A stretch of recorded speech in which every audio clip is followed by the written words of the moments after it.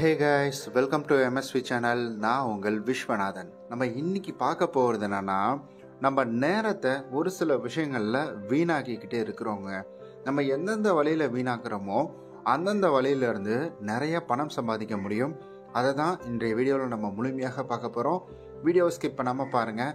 நீங்கள் நம்ம சேனலுக்கு புதுசாக வந்திருக்கிறீங்க, நம்ம சேனலை சப்ஸ்கிரைப் பண்ணாமல் பார்த்துட்ருக்கீங்கன்னா மறக்காமல் சப்ஸ்கிரைப் பண்ணிவிட்டு பாருங்கள். அப்படியே கூட இருக்க பெல் பட்டனையும் ப்ரெஸ் பண்ணிக்கோங்க. அப்போ தான் நம்ம சேனலில் போடக்கூடிய வீடியோக்கான நோட்டிஃபிகேஷன் உங்களுக்கு வந்து சேரும். பொதுவாக நம்மளில் நிறைய பேர் நம்ம ஏழையாக இருக்கிறதுக்கான காரணம் என்ன அப்படின்றத யோசிப்பாங்க. அந்த காரணம் தெரியும் அவங்களுக்கு. அந்த காரணத்தை தெரிஞ்சுக்கிட்டே அவங்க அந்த தவறை தொடர்ந்து செஞ்சுக்கிட்டே இருப்பாங்க. இது உங்களுக்கு தெரியுமா? நீங்களே கூட யோசிச்சு பார்த்துருக்கலாம். இப்போ நம்ம வேறு சில விஷயங்களுக்காக நம்மளுடைய நேரத்தை வீணடிச்சுக்கிட்டு இருக்கோம். இந்த நேரத்தை வீணடிக்கிற நேரத்தை நம்ம கரெக்டான விதத்தில் பயன்படுத்தினா நம்மளால் பணம் சம்பாதிக்க முடியும் அப்படின்ற விஷயம் நம்மளுக்கு தெரியும். ஆனால் நம்ம அதை பண்ணுவோமா அப்படின்னு கேட்டிங்கன்னா கிடையாது. ஏன்னா நம்மளில் எல்லாருக்கும் ஒரு சிலருக்கெல்லாம், அதாவது நான் பெரிய கோடீஸ்வரனா ஆகணும் அப்படின்ற எண்ணம் இருக்கிறவங்களுக்கு நான் சொல்கிறேன். நம்ம பணக்காரன் ஆகணுன்ற எண்ணம் மட்டும்தான் நமக்கு இருக்கும். ஆனால் அதற்கான பொறுமை அப்படின்றது நமக்கு இருக்காது. நமக்கு எப்போவுமே ரிசல்ட்டு இப்போ உடனே கிடைச்சிடணும் அப்படின்னு நம்ம யோசிப்போம். ஆனால் அந்த ரிசல்ட் இப்போவே கிடைச்சிதுன்னா அதற்கான பலன்கள் அப்படின்றது உங்களுக்கு சுத்தமாக கிடைக்காது. அதனால தான் நீங்கள் மாத சம்பளம் வாங்கக்குள்ள உங்களுக்கு உடனே ரிசல்ட் கிடைக்குது. அந்த ரிசல்ட்லேயே உங்களுக்கு நிறைய சாட்டிஸ்ஃபேக்ஷன் அப்படின்றது கிடைச்சிடுது. அது மட்டும் இல்லாமல் உங்களுக்கு மாத சம்பளம் வாங்குறீங்க இல்லைங்களா, அது உங்களுக்கு சுலபமாக இருக்கும். நீங்கள் எந்தவித இன்வெஸ்ட்மெண்ட்டையும் அதுக்குள்ளே போட தேவையில்லை. நீங்கள் எதுவுமே அந்த இடத்துல நீங்கள் பண்ண தேவையில்லை. உங்களுடைய வேலை என்ன? காலையில் போகிறீங்க, உங்களுடைய ஒர்க் முடிக்கிறீங்க, நீங்கள் ஈவினிங் வீட்டுக்கு வந்துடுறீங்க, அவ்வளோதான். அதற்கு அடுத்தது அந்த பிஸ்னஸில் என்ன நடக்குது, ஏது நடக்குது, இதெல்லாம் நீங்கள் கவனிக்கணும் அப்படின்ற அவசியம் கிடையாது. இதனால தான் நம்ம எல்லாருமே பணக்காரன் ஆகணுன்ற எண்ணம் இருந்தாலும் சரி, இந்த ஷார்ட் டைம் ப்ளஷரை நம்ம எடுத்துக்கிறோம். நம்ம முதல்ல இதே நம்ம ஷார்ட் டைம் ப்ளஷர் அப்படின்னு சொல்கிறோம். ஸோ டோபமைன் சுரக்கிறது, இது எல்லாமே நடக்கிறது எல்லாமே. அதனால் நம்ம பணக்காரன் ஆகணும்னு முடிவு பண்ணிட்டோம் அப்படின்னா, அப்போ முதல்ல இப்போ கிடைக்கக்கூடிய ரிசல்ட்டை எதையுமே நம்ம காதில் வாங்கிக்க கூடாது. நம்மளோட லைஃப்பில் இப்போ நான் சம்பாரிச்சிட்டேன்பா, என்னுடைய பிஸ்னஸ்லேருந்து நான் ஒரு லட்ச ரூபா சம்பாரிச்சிட்டேன், எனக்கு லாபம் கிடைச்சிருச்சு, சூப்பர், இந்த லாபத்தை நான் செலவு பண்ண போகிறேன் அப்படின்ற மாதிரி அந்த லாபத்தை எடுத்து நம்ம செலவு பண்ண முதல்ல நம்ம எங்கே நம்மளுடைய நேரங்களை வீணடிக்கிறோம் அப்படின்றத பாருங்கள். நம்ம நேரங்கள் எந்த இடத்துல வீணடிக்கப்படுதோ அந்த இடத்துல தான் நம்மளுடைய தோல்விகள் அப்படின்றதும் இங்கே ஆரம்பிக்குது. ஏன்னா போனால் திரும்பாதது நேரம் மட்டும்தான். அந்த நேரத்தை நம்ம சரியாக விலை கொடுத்து வாங்கவும் முடியாது. அந்த நேரத்தை இருக்கக்குள்ளே யூட்டிலைஸ் பண்ணிக்கணும். இப்போ ஒரு ஹாப்பி மூமெண்ட் கிடைக்குதுன்னா இதே மாதிரியே இப்படியே இந்த நேரம், இந்த நிமிஷம், இந்த ஒரு செகண்ட் இவங்கக்கிட்டே இருந்து இது போன்ற ஹாப்பினஸ் அடுத்த நாள் வரும் அப்படின்றத நம்மளால் கணிக்க முடியாது.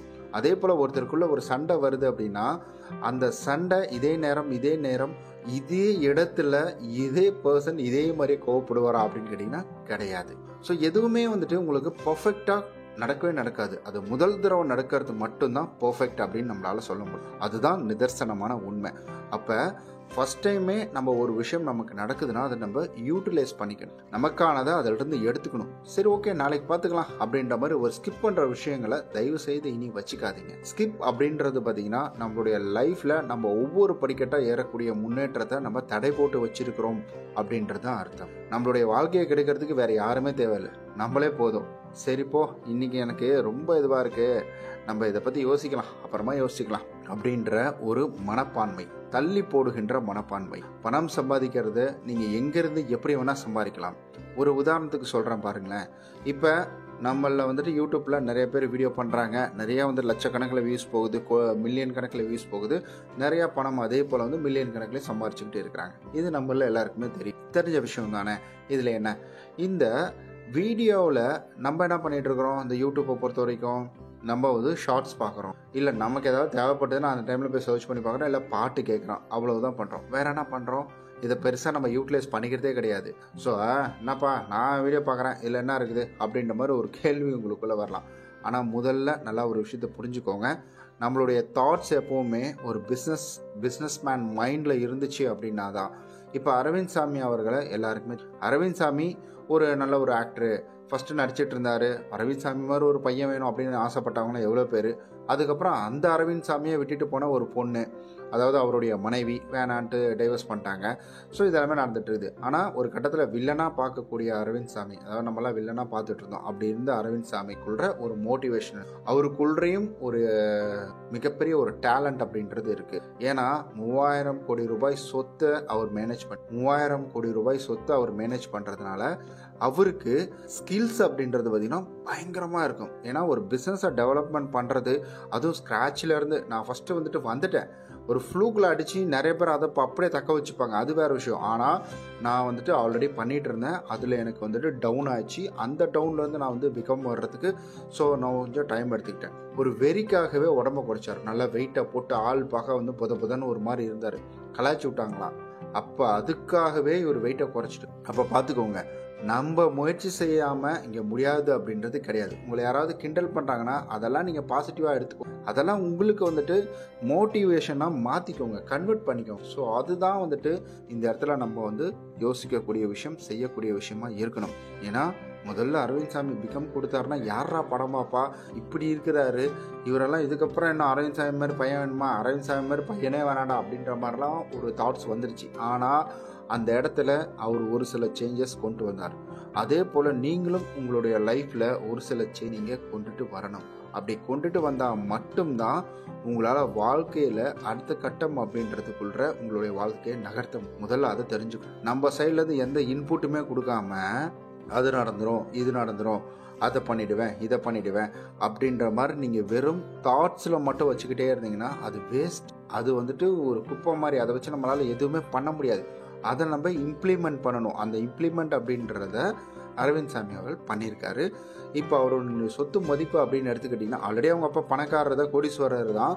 பட் அதை அப்படியே விட்டு விடாமல் அதை அப்படியே க்ரோத் பண்ணி எடுத்துகிட்டு வந்திருக்காரு. மறுபடியும் டவுன் ஆகி அதை ஒரு பிஸ்னஸ் ஆல்ரெடி ரன் ஆகிட்டு இருக்கிற பிஸ்னஸ் டவுன் ஆனதுக்கப்புறம் அதை மேலே மறுபடியும் எடுத்துகிட்டு வர்றது எவ்வளோ கடினமான வேலை தெரியும். பட் அதை எடுத்துகிட்டு வந்திருக்காரு. அது எல்லாத்துக்குமே நமக்கு தன்னம்பிக்கை அப்படின்றது முக்கியம். அவர் கூட லா ஆஃப் மணி அப்படின்ற ஒரு புக்கை சொல்லியிருப்பார், சைக்காலஜி ஆஃப் மணி அப்படின்ற ஒரு புக்கில் இருப்பார்.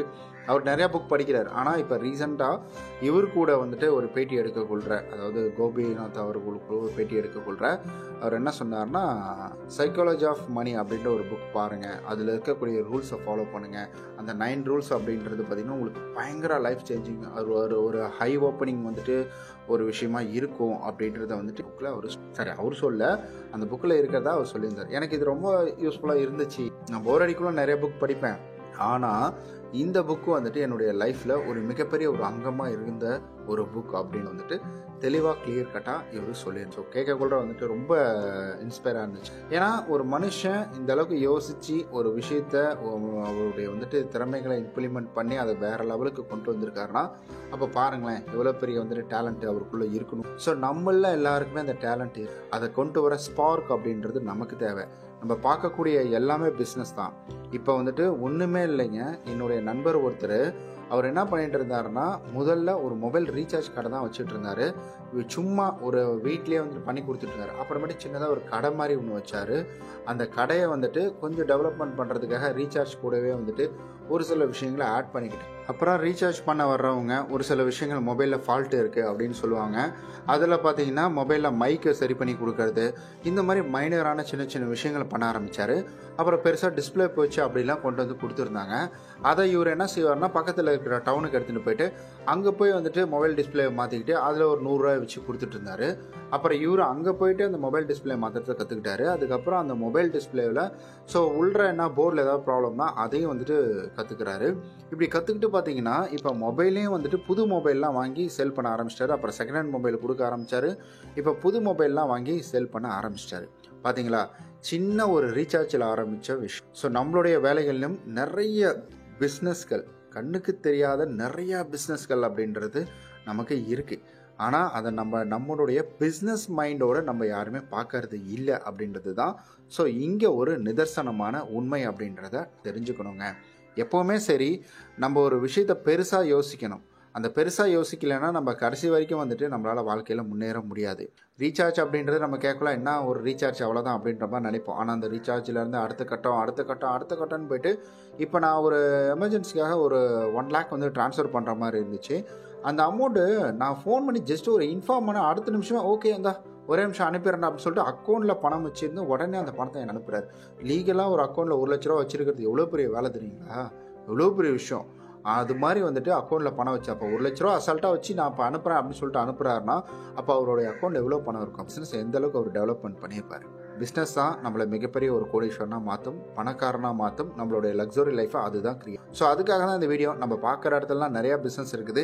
ஸோ உங்களுக்கு ஒருவேளை எனக்கு அந்த பிஸ்னஸ் ஐடியா டீட்டெயில்டோட ஒரு வீடியோ போடுங்க அப்படின்னிங்கன்னா உங்களுக்கு என்ன பிஸ்னஸ் தேவைப்படுதோ அந்த பிஸ்னஸை வந்துட்டு நீங்கள் வந்து டெக்ஸ்ட் பண்ணுங்கள். அதில் நிறையா சிறப்பு வாய்ந்தவங்க இருப்பாங்க. அவங்களுடைய டீட்டெயிலாம் எடுத்து நான் உங்களுக்கு ஒரு வீடியோவாக கொடுக்குறேன். ஓகே நண்பர்களே, ஸோ இந்த வீடியோ உங்களுக்கு கண்டிப்பாக மோட்டிவேஷனலாகவும் பயனுள்ளதாகவும் இருந்திருக்கும் அப்படின்னு நம்புகிறேன். இந்த வீடியோ உங்களுக்கு பிடிச்சிருந்ததுன்னா லைக் கொடுத்துருங்க. யாருக்காவது ஷேர் பண்ணணும்னு நினச்சிங்கன்னா மறக்காமல் ஷேர் பண்ணி கொடுத்துருங்க. ஸோ இதில் ஏதாவது கருத்து சொல்கிறதா இருந்தாலும் சரி, உங்களுடைய சந்தேகங்கள் எதனாச்சும் பகிர்ந்துக்கிறதா இருந்தாலும் சரி, தாராளமாக நீங்கள் இதன் மூலிமா பகிர்ந்துக்கலாம். நான் கண்டிப்பாக அதை ரீட் பண்ணி பார்ப்பேன். எனக்கு டைம் கிடைக்கக்குள்ளெல்லாம் நான் அந்த மெசேஜ் எல்லாத்தையுமே பார்ப்பேன். நம்ம நாளைக்கு இது போல் வேறு ஒரு வீடியோவில் சந்திக்கலாம்.